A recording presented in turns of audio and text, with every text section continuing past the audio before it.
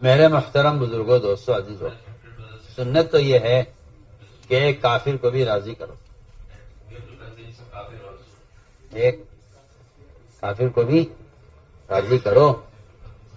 سنت تو یہ ہے کہ ایک کافر کو بھی راضی کرو، اور ہم ایک مسلمان کو بھی راضی کرنے کی سنت پر عمل نہیں کرتے۔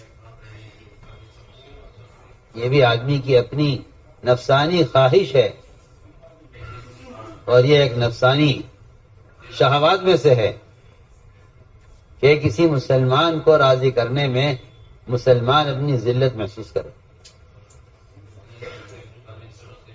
کہ لوگ کہتے ہیں کہ میری غلطی نہیں تو میں کیوں راضی کروں، جس کی غلطی ہو مجھے راضی کرو، غلطی ہے وہ مجھے راضی کرے، مجھے راضی کیوں کروں۔ حالانکہ میں نے عرض کیا کہ ایک کافر کو بھی راضی کرنا سنت ہے۔ ابو سفیان قریش کی طرف سے بھیجے گئے وکیل متکلم بنا کر صلح کی مدت میں توسیع کرانے کے لیے، اس لیے کہ قریش نے عہد توڑا تو فکر ہوا کہ ایسا نہ ہو کہ ہم عہد توڑ کر ہم پر کوئی حملہ ہو جائے، تو انہوں نے آپ صلی اللہ علیہ وسلم کے پاس ابو سفیان کو متکلم بنا کر بھیجا۔ آپ نے فرمایا دیکھو ابو سفیان آ رہے ہیں، صلح کی مدت میں توسیع کرانے کے لیے، اس کو راضی کر کے مایوس کر کے بھیجنا ہے، راضی بھی کرنا ہے۔ یہ تھی بات، بہت بہت یعنی میں کہتا ہوں کہ اتنا بڑا اصول ہے اس واقعے کے اندر کہ مسلمان کو چاہیے کہ اپنے دین کی طرف سے کافر کو مایوس کرے اور اپنے اخلاق سے کافر کو راضی کرے۔ دین کی طرف سے کافر کو، اپنے دین کی طرف سے کافر کو مایوس کرے اور اپنے اخلاق سے کافر کو راضی کرے۔ میں کہ دیکھو ابو سفیان آ رہے ہیں، ایک مطالبہ لے کر اس کو راضی کر کے مایوس کر کے واپس کرنا ہے۔ یہ ہے بہت بڑا اصول کہ اگر کوئی مشرک بھی آ رہا ہے تو اس کو بھی راضی کرنا ہے، حالانکہ وہ ناحق مطالبہ لے کر آ رہا ہے کہ آپ سے ہم نے صلح توڑی ہے، آپ صلح کی مدت کو بڑھا دیجیے۔ ایسی اجتماعیت تھی صحابہ میں اور ایسی اجتماعیت تھی مسلمانوں میں کہ جس چیز کا فیصلہ ہو گیا ایک مرتبہ، سارے مسلمان اس بات پر جم جاتے تھے، چاہے کسی عورت سے بات کر لو، چاہے کسی مرد سے بات کر لو، سب کی زبان پر ایک بات ہوتی ہے کہ نہیں یہ فیصلہ ہوا ہے، یہی کرنا ہے، کہیں سے باطل کو گھسنے کی جگہ نہیں ملتی۔ وہ تو جب مسلمان ہی دنیا کے لالچ میں غیروں سے جا ملتے ہیں تو پھر غیروں کو اسلام کے قلعے میں داخل ہونے کے لیے دراڑیں مل جاتی ہیں، راستے مل جاتے ہیں۔ تو ہم نے عرض کیا کہ مسلمان کو راضی کرنا، ناراض ہو تو ہو جاتا ہے، اور کسی کو کہ ناراض ہونے پر اس کو راضی نہ کرنا، یہ ہمارے اپنے اندر استغنا کی علامت ہے۔ اس میں استغنا ہوگا تو دوسرے کو راضی کرنے کی ضرورت نہیں آتے۔ نہیں آتے تو بتاؤ کیا بات ہے، یہ استغنا کی بات ہے۔ اس لیے فرمایا کہ مسلمان کو راضی کرو۔ میں تو عرض کر رہا ہوں کہ مسلمان کو راضی کرنے کا کیا درجہ ہوگا جب ایک مسلمان کا مقام بیت اللہ سے اونچا ہے۔ مسلمان کو راضی کرنے کا کیا مقام ہوگا جب حضور اکرم صلی اللہ علیہ وسلم سے ایک کافر کو راضی کرنا ثابت ہے۔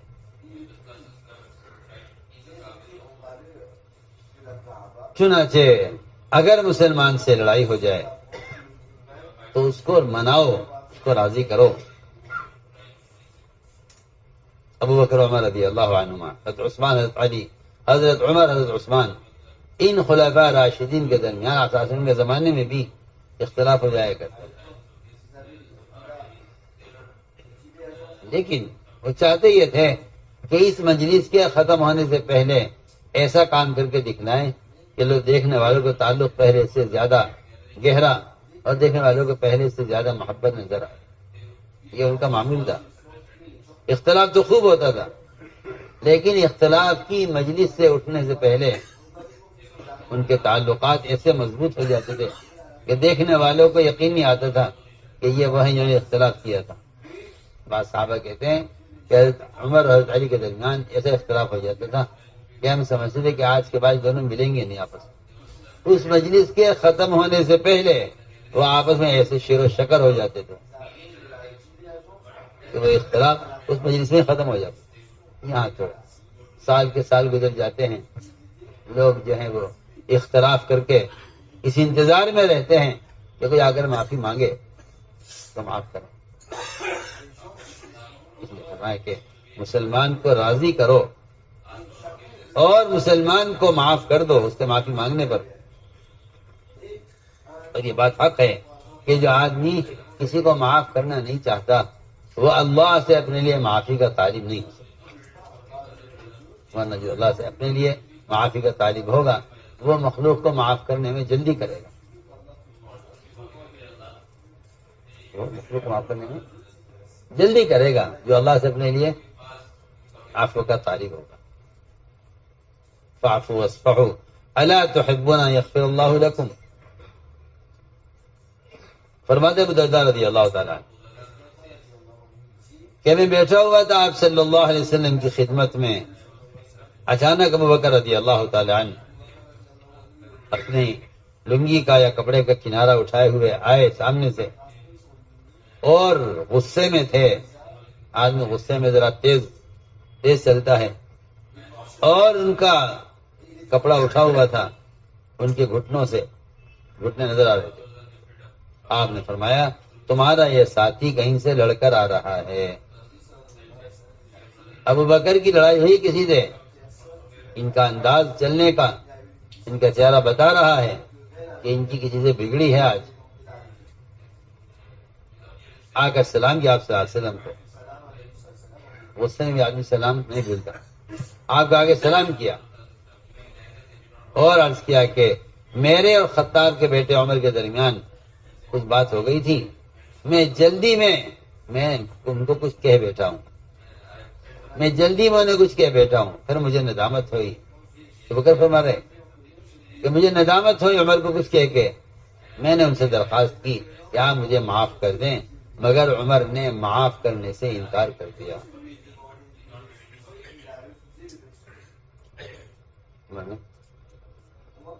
بھائی معافی اتنی دیر کے بعد چاہنی چاہیے جن دیر کے بعد غصہ ٹھنڈا ہو جائے.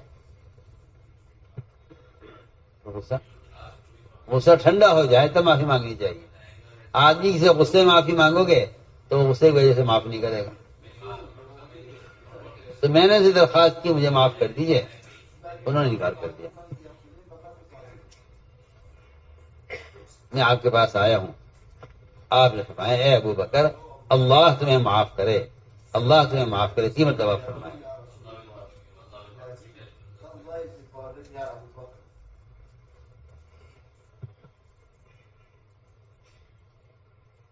حضرت عمر رضی اللہ کو اپنے گھر میں بیٹھے بیٹھے خیال آیا اور واقعی ان کو بھی ندامت ہوئی کہ ابو بکر نے مجھ سے معافی مانگی، مجھے معاف کرنا چاہیے تھا.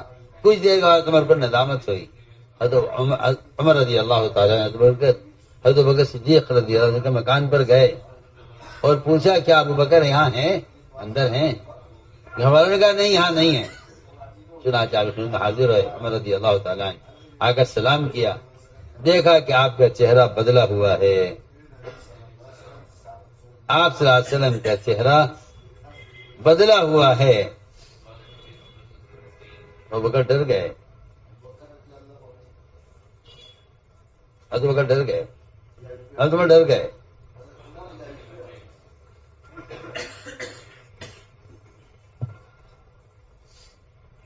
ابو بکر رضی اللہ تعالیٰ عنہ اپنے گھٹنوں کا بل آپ کے سامنے بیٹھ گئے. عرض کیا یا رسول اللہ غلطی میری ہے. عرض کیا یا رسول اللہ غلطی میری ہے، زیادتی مجھ سے ہوئی ہے. 2 مرتبہ کہا زیادتی میں نے کی ہے. آپ نے فرمایا کہ اللہ تعالیٰ نے مجھے تمہاری طرف رسول بنا کر بھیجا. حضرت عمر سے کہا کہ عمر، اللہ نے مجھے تمہاری طرف رسول بنا کر بھیجا، تم نے مجھے جھٹلایا اور یہ کہا کہ آپ غلط کہتے ہیں، آپ اللہ کے رسول نہیں ہیں. لیکن ابو بکر نے میری بات کی تصدیق کی، اپنے مال، اپنی جان سے، اپنے مال سے میرا ساتھ دیا، میری مدد کی. کیا تم میرے ساتھی کو میرے وجہ سے چھوڑ نہیں سکتے، معاف نہیں کر سکتے؟ کہتے ہیں کہ اس کے بعد کبھی ابو بکر رضی اللہ تعالیٰ عنہ کو کسی نے کوئی تکلیف نہیں پہنچائی. عبداللہ فرماتے ہیں کہ ابو بکر صدیق رضی اللہ تعالیٰ عنہ نے کچھ کہہ دیا حضرت عمر سے، پھر کہا کہ میرے لیے، میرے بھائی، میرے لیے استغفار کر دو. حضرت عمر غصے میں تھے، حضرت عمر غصے میں تھے. 3 مرتبہ کہا ابو بکر رضی اللہ عنہ کہ عمر میرے لیے اللہ سے استغفار کر دو. انہوں نے کوئی جواب نہیں دیا. حضرت عمر کو غصہ آ گیا اس پر. چنانچہ آگ کی اس کا ذکر کیا گیا اور یہ لوگ آپ میں حاضر ہو کر آ کر بیٹھے آپ کے سامنے. آپ نے فرمایا کہ تمہارا بھائی تم سے استغفار کی درخواست کر رہا ہے اور تم اس کے لیے استغفار نہیں کر رہے، کیوں؟ فرمایا قسم ذات عالی کی جس نے آپ کو حق دے کر بھیجا ہے، جب بھی مجھ سے ابو بکر نے استغفار کے لیے کہا، میں نے ان کے لیے استغفار اللہ سے کیا ہے، ہر مرتبہ کیا ہے، آہستہ کرتا رہا. میں نے ایک دفعہ بھی ان کے استغفار کا انکار نہیں کیا، آہستہ آہستہ استغفار کرتا رہا. اور یہ عرض کیا گیا رسول اللہ، اللہ کی تمام مخلوق میں، اللہ کی تمام مخلوق میں آپ کے علاوہ، آپ کے بعد مجھے ان سے زیادہ کوئی آدمی محبوب نہیں.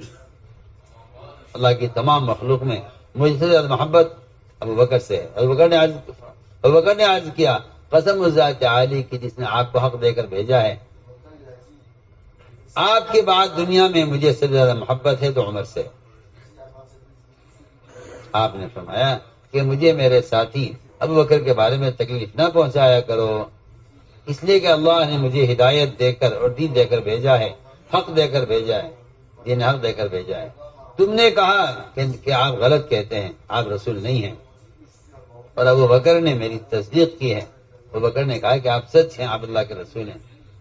اگر اللہ نے قرآن میں ابو بکر کا نام ساتھی نہ رکھا ہوتا تو میں ان کا نام خلیل رکھتا، ان کو دوست بناتا. لیکن اللہ نے کیونکہ قرآن میں ساتھی کہا ہے، صاحب کہا ہے میرا، اس لیے میں خلیل نہیں کہہ سکتا، ورنہ میں ابو بکر کو اپنا خلیل بنا لیتا، دوست بنا لیتا. لیکن یہ میرے دینی بھائی ہیں، اللہ کے لیے اخوت ہے. فرمایا غور سے سنو، جتنے دروازے کھڑکیاں کھلی ہوئی ہیں مسجد نبوی کی طرف تمام بند کر دی جائیں سوائے خوخہ ابو قحافہ کے، سوائے ابو قحافہ کے بیٹے ابو بکر کے خوخے کے، اور ان کھڑکی کے علاوہ ساری کھڑکیاں بند کر دی جائیں. ابو بکر رضی اللہ عنہ کی خصوصیت تھی کہ آپ صلی اللہ علیہ وسلم نے سارے روشن دان اور سارے راستے بند کرا دیے مسیح کی طرف کھلنے والے سوائے خوخہ ابی نے.